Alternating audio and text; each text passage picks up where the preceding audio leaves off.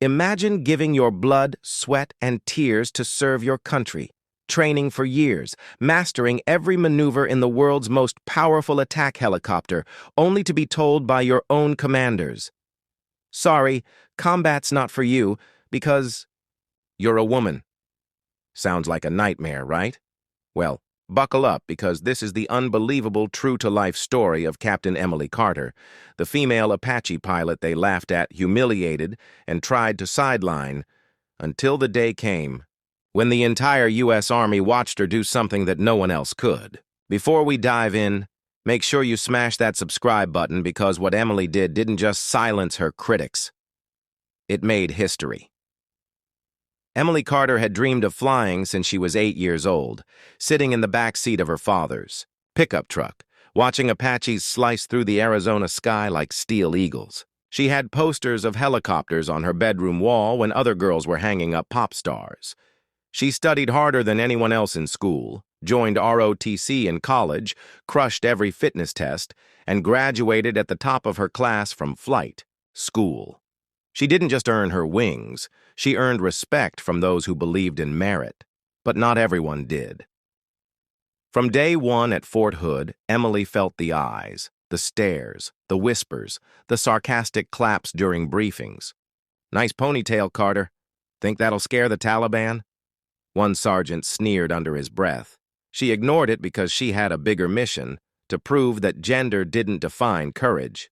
But then came the gut punch. Her name was missing from the deployment roster. She stormed into Colonel Briggs's office, heart pounding.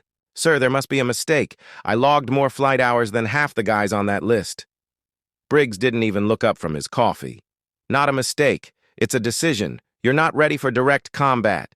We need you stateside for support ops." Support ops, a polite way of saying babysitting helicopters while the men got the glory.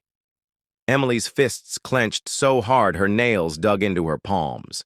She wanted to scream, but instead she saluted, turned, and walked out with her jaw locked tight. That night she cried in the barracks bathroom, not because she was weak, but because she'd given everything. And it wasn't enough. Or so they thought. Weeks turned into months. Emily spent her days doing maintenance checks and simulator drills while the guys bragged about firefights over beers at the PX. Every story was salt on an open wound, until one evening when she overheard a heated conversation in the hangar. A new mission in Kandahar had gone sideways. 2 pilots were down, another wounded, and the unit needed replacements fast. Emily's heart raced. This was her shot. She marched straight to Briggs's office again. "Send me, sir. You know I'm ready." He stared at her, chewing on his cigar. "You're asking to fly into a kill zone where even my best men barely made it out alive." Emily didn't flinch. "Then send your best pilot, sir," Briggs smirked. "You've got guts, Carter. I'll give you that." The next 72 hours were a blur. Gear check, weapons brief, last-minute calls to her parents. She didn't tell them where she was going, just that she loved them. On the flight to Kandahar, Emily sat in silence, gripping the photo of her flight school class, the one where she stood dead center, smiling like the world was hers. She wasn't scared. She was ready, or so she thought. The night sky over Kandahar was a black void pierced by tracer fire when Emily gripped the cyclic, her pulse thrumming with the Apache's rotor beats as they thundered low over the jagged mountains toward the kill zone, Daniels beside her barking. Coordinates like a man who had done this 1,000 times, his voice taut with tension and doubt, and then the valley opened up like the mouth of hell, burning with muzzle flashes as enemy fighters poured lead into pinned-down American troops, their desperate cries crackling through the comms. "We're surrounded! God, where's that air support?" And Emily didn't hesitate, flipping master arm switches, her finger hovering over the hellfire trigger as she whispered to herself, "You asked for combat, Carter. Now earn it," before pressing down and watching. A missile streak into the darkness and erupt in a rolling fireball that lit the rocks like daylight. Cheers erupting in her headset, just before an RPG sliced through the sky and detonated near their tail rotor. The Apache jerking violently. Alarms. Screaming, Daniels shouting, "We're hit! We're going down!" But Emily wasn't ready to die. Not after everything. So she dumped collective, killed throttle, and threw the bird into an auto-rotation maneuver they drilled in simulators but rarely survived in reality. The desert floor racing up in a blur, until they slammed into it like a meteor strike, the world exploding into metal and dust, and Emily's skull cracking against her helmet as everything went white. When the haze cleared, smoke clawed at her lungs.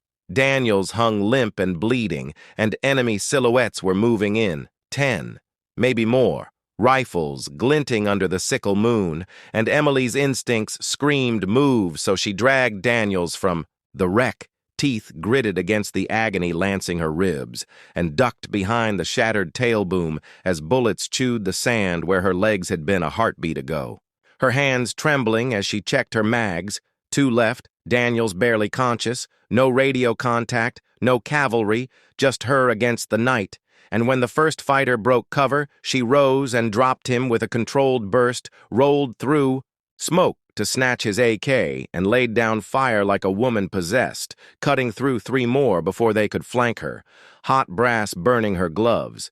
Blood slick on her cheek where a round grazed her helmet, and still they came, relentless, until hours bled together and dawn broke over a desert painted in smoke and ash. And then came the sound, the low thump-thump-thump of rotor blades. Hope, igniting in her chest only to die when she saw the paint job. Foreign, hostile, an enemy helicopter sweeping in to finish the job, its door gun spitting fire as Emily sprinted for the wreckage, heart jackhammering, fingers tearing at wires until she hot-wired the Apache's 30mm chain gun with sheer rage. And grit, swinging it skyward and squeezing the trigger, the cannon roaring to life with a bone-rattling growl that shredded the enemy bird midair, fire and steel raining down in a storm that rocked the valley and left Emily staggering to her knees.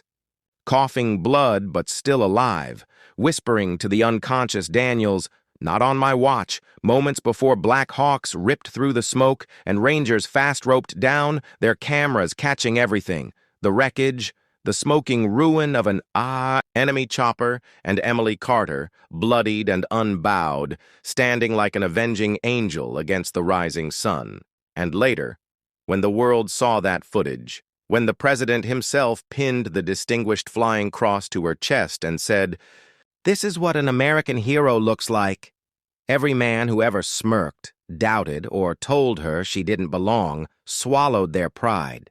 Because Captain Emily Carter didn't just prove herself, she rewrote the rules of war and silenced the entire damn world. Emily's body screamed with pain as she crouched behind the jagged remains of her downed Apache, smoke curling into the brightening dawn sky like black serpents, the taste of blood metallic in her mouth and the desert wind stinging her torn flight suit. But giving up was never an option. Not after everything she had fought for, not after every smirk, every sneer. That told her she didn't belong. So when she heard the crunch of boots on gravel and saw the dark shapes of enemy fighters advancing with rifles raised, she tightened her grip on the stolen AK until her knuckles turned white, whispering under her breath, "This is it, Carter. This is where you make them remember your name." And then she sprang from cover, unleashing a hail of gunfire that dropped 2 men before the others could react, rolling through the dust and coming up in a crouch to fire again, her movements sharp and relentless. Like every hour of training had led to this one desperate moment, and for a heartbeat, she felt invincible. Until the click of an empty mag shattered the illusion, her weapon dry and her options gone, so she dove for another fallen fighter's rifle as bullets ripped past her head, one grazing her shoulder and sending a white-hot lance of agony through her arm. But pain was a luxury she couldn't afford. Not now, not when Daniels lay bleeding and barely conscious behind the wreckage. So she gritted her teeth and kept firing, forcing the insurgents back inch by inch until the silence after the last shot was louder than any explosion. her chest heaving as the desert lay littered with still bodies and the smell of cordite thick in the air, only for her relief to die when she heard it, low at first but growing louder, the ominous thump, thump, thump of rotor blades cutting through. The dawn, hope flickering in her chest only to be crushed when she saw the insignia, foreign and hostile, an enemy helicopter swooping in to finish what the ground troops started. Its door gun blazing a storm of lead that shredded rocks into dust as Emily ran, lungs burning, mind racing, until her eyes locked on the only chance she had.